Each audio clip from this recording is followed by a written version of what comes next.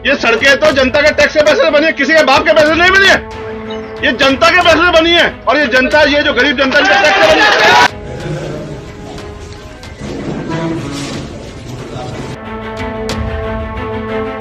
नमस्कार, मैं गौरव कुमार पांडे हाजिर हूं सोशल मीडिया पर वायरल खबरों के शो के साथ, जिसका नाम है आज क्या है वायरल।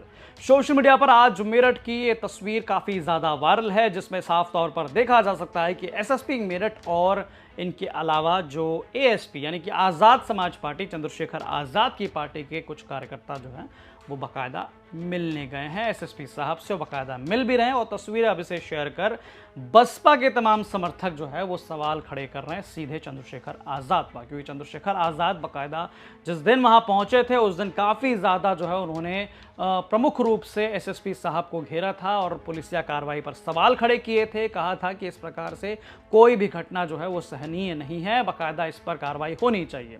लेकिन दूसरी तरफ आज़ाद समाज पार्टी के जो कार्यकर्ता हैं, जो नेता हैं, वो एसएसपी साहब से मुलाकात करने पहुंचे हुए थे, जिसका तस्वीर सोशल मीडिया पर अब वायरल है। लोग इसी को जो है पोस्ट कर, खास तौर पर बसपा के तमाम समर्थक जो है वो सवाल खड़े कर रहे हैं। बसपा के तमाम समर्थक अब चंद्रशेखर आज़ाद को पोस्ट कर लिख रहे हैं कि तुम तो मेरठ एसएसपी अविनाश पांडे को बर्खास्त करने की मांग कर रहे थे, परंतु तुम्हारी पार्टी के नए नवेले पूर्व बीजेपी नेता अविनाश पांडे एसएसपी से हाथ मिला रहे हैं। भीम आर्मी आज़ाद समाज पार्टी के नेता मेरठ एसएसपी ऐसे मिल रहे हैं। ऐसा लग रहा है कि जैसे मेरठ वाली घटना इन लोगों ने मिलकर ही ये कृत्य कराया हो। वहीं कुछ और लोग लिखते नजर आए कि मेरठ एसएसपी से आज़ाद समाज पार्टी भीम आर्मी के लोग हाथ मिलाते हुए न्याय मांग रहे हैं, जिसे कल तक बर्खास्त करने के लिए कहा जा रहा था। आज उन्हीं एसएसपी महोदय के साथ मुस्कुराते हुए वार्तालाप किया जा रहा है। बहन जी की एक एक बात सत्य है, राजनीति करने वाले राजनीति करके निकल जाते हैं, लेकिन समाज के युवाओं पर मुकदमे दर्ज हो जाते हैं। हालांकि इसके अलावा कुछ और लोग हैं जो बसपा के खुद को जो है समर्थक बताते नजर आए सोशल मीडिया पर। वो लिखते हैं कि मेरठ मामले में जिस एसएसपी अविनाश पांडे ने थप्पड़ मारा, जिसके ऊपर चंद्रशेखर रावण ने हो हल्ला किया, उसी एसएसपी से इनके पदाधिकारी हंस बोल रहे हैं, बाहर डायलॉग बाजी मारते हैं। तो यहाँ साफ तौर पर देखा जा सकता है कि बसपा के तमाम समर्थक जो है वो अब चंद्रशेखर आज़ाद पर काफ़ी हमलावर हैं कि जिस प्रकार से चंद्रशेखर आज़ाद ने बाकायदा टोल प्लाजा पर जो पंचायत बैठाई थी उसमें उन्होंने जो है भाषण दिया था और जो है सवाल खड़े किए थे और बर्खास्तगी की मांग की थी एसएसपी की, वहीं दूसरी तरफ उन्हीं के पदाधिकारी जो है वो वहां जाकर एसएसपी साहब से मुस्कुराते हुए मिल रहे हैं। हालांकि चंद्रशेखर आज़ाद की तरफ से इस मामले को लेकर अभी कुछ भी नहीं कहा गया, लेकिन आपको बता दें कि पदाधिकारियों की लगातार मुलाकात न केवल परिवार से बल्कि तमाम जो है पुलिसिया कार्रवाई जो हो रही है उसमें भी जो है निगरानी रखी जा रही है। बाकायदा चंद्रशेखर आज़ाद द्वारा प्रेस कॉन्फ्रेंस कर ये जो है हमला बोला गया था। चंद्रशेखर आज़ाद ने कहा था साफ तौर पर, भाई वो तो अगर कप्तान का रवैया है तो पुलिस जिले की जो एसएचओ हैं, इंस्पेक्टर हैं, सीओ तो खाली खींच लेंगे धरना प्रदर्शन करने वालों की। मेरा सवाल ये है, उन्होंने ही कहा कि 5 बार इस तरह के प्रदर्शन हुए, उन्होंने कितनों में जाकर थप्पड़बाजी की, कितने लोग कस्टडी में जाकर उन्होंने पीटे और उन्होंने अपने जीवन में कितने लोगों को सार्वजनिक रूप से ऐसे पीटा। क्या उनको नहीं पता था ये कमजोर वर्ग के लोग, इनकी बच्ची के साथ अन्याय हुआ, इनके मन में शंका है, हम इस शंका को दूर करें। क्या जिलाधिकारी नहीं मिल सकते पीड़ितों से? क्या इतने दिन के समय कार्यकाल में आप देखो जितने आंदोलन हुए हैं, जिलाधिकारी घर ओपन बैठ के मना कर देते हैं कि मैं नहीं मिलूंगा। क्यों जिलाधिकारी या जनता के लिए नहीं बैठे? वो मना कर देते। किसान प्रोटेस्ट और भी प्रोटेस्ट हुए, वो 6-6 घंटे लोग बैठे रहे, मिलते नहीं। क्यों नहीं मिलते हैं?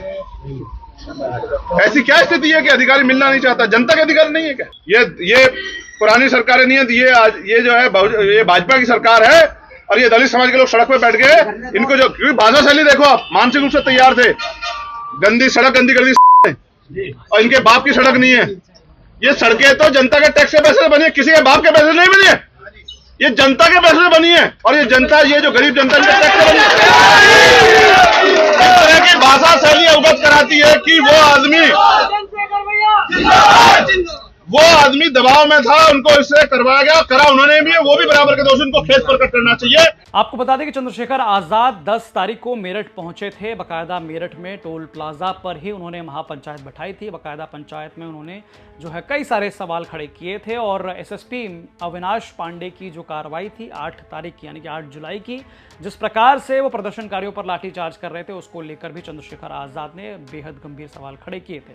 लेकिन आपको बता दें कि ठीक उनकी पंचायत शुरू होने से पहले ही 10:30 बजे के आसपास मायावती यानी कि बसपा सुप्रीमो मायावती ने बाकायदा प्रेस कॉन्फ्रेंस किया। प्रेस कॉन्फ्रेंस कर उन्होंने जो है इशारों में कहा कि कुछ लोग जो कि राजनीतिक पार्टी के लोग हैं, जो साफ तौर पे पहले हिंसा करवाते हैं, सड़क जाम करवाते हैं, उसके बाद जो है वो मगरमच्छ के दिखावटी आंसू दिखाने के लिए बाकायदा मौके पर पहुंच जाते हैं और घटनास्थल पर जाकर लोगों से मिलते हैं और बाकायदा अपनी राजनीति चमकाते हैं। तो इस प्रकार की बातें मायावती द्वारा जो है की गई थी कि पहले ऐसे संगठन व पार्टियां हिंसा व हंगामा व सड़क जाम जैसा बवाल आदि कराती हैं और फिर उनके मुखिया मगरमच्छ की तरह आंसू बहाने के लिए घटनास्थल पर पहुंचकर अपनी राजनीतिक रोटी सेकते हैं और उससे पीड़ितों को न्याय मिलने वाला नहीं है, बल्कि वर्तमान हालातों में ये इन वर्गों के लोगों की मुसीबत और परेशानी को और भी अधिक बढ़ाने वाला ही है।